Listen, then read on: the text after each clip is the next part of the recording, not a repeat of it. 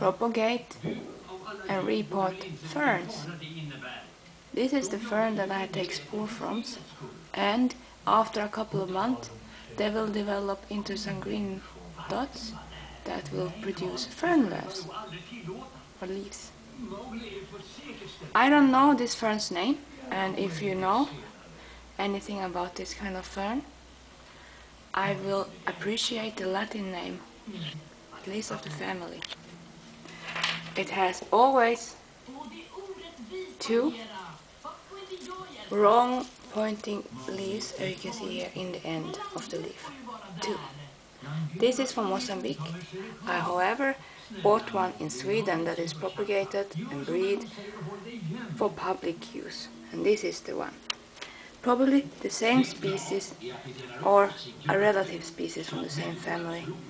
It's the only one I ever seen, this kind, in the shops, and it has still two leaves going out of the back of the leaf. This is a juvenile leaf, no spores. The same with this leaf, this is a juvenile leaf too. And you can see this has almost the same coloration. This is the native wild form, and you see my hand here. It's a quite impressive, very nice fern, and it had been in a better state because I've been in travel. That is still very vigorous and grows, very pretty. This is adult leaf. Unfortunately not fully developed to produce spores, but the leaves is different. It has its spores hiding under leaves on the edge here, and this is fully matured spores. If I touch here, we get, I don't know if you can see it, yeah, a little bit there. That's the spores. It looks like a brown dust or gravel, very small. You can see particles. So, if you know the name of this again, please let me know.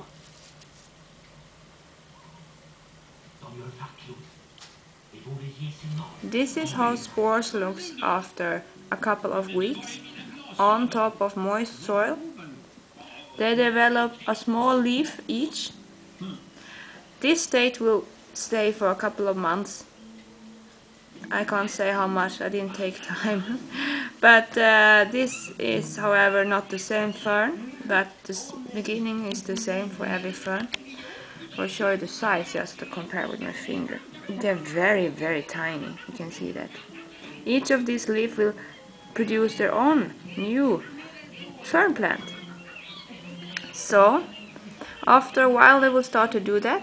And here we have very few plants of the fern I showed you before, because the spores wasn't really mature, so they didn't develop in so many. But you can still see there's going on here. I put on more spores with a couple of, I think, 1 week's time between approximately, and some has already made plants and some is in this leaf state, and some other moss has grown here, the furry stuff.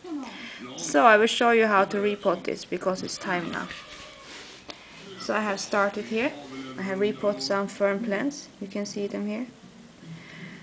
Just be sure that the soil is very soft. You can get the plants down. There I made a hole, and I will make a hole there, and I will make one hole there. I will make one hole there. So, because the fern spores is on the surface, sorry, on the soil, I will just pull them up, and they will have their roots already coming, because when they're done, the leaves, they produce roots too. And just simply squeeze them down in the soil here. You can squeeze them down a little bit, because the ferns will grow upwards anyway.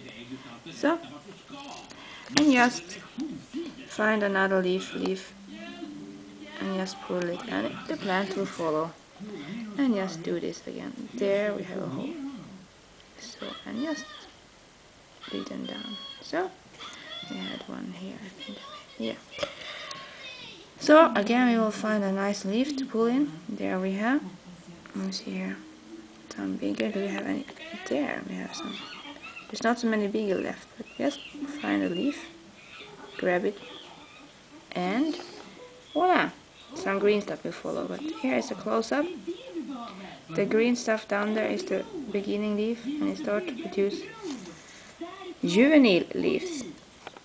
That will, within 1 or 2 years, produce adult leaves that in turn will produce new spores. So, here we have one there. And just do this. So, see? Just take them up, and I don't know, we can't really see the roots on this one because they're a little bit smaller than the other one. So just firmly make sure it goes inside the soil and squeeze it there. So I will continue with this and fill this up with as many plants from this as possible. Now you see, even if it wasn't so much spores, I get a lot of plants. And I can still wait for these other ones here to produce juvenile leaves and roots. When this is done, I will cover this with a lid with small holes. I will, however, open it sometimes because it's not really enough. But I want to keep a high moisture in the beginning until they get some roots and can gain enough water for living in a normal living room, because that's quite dry environment for a fern. As you've seen before, it's no problem if you just let them get used to it. It takes some time, but they will start to grow and they will survive quite well.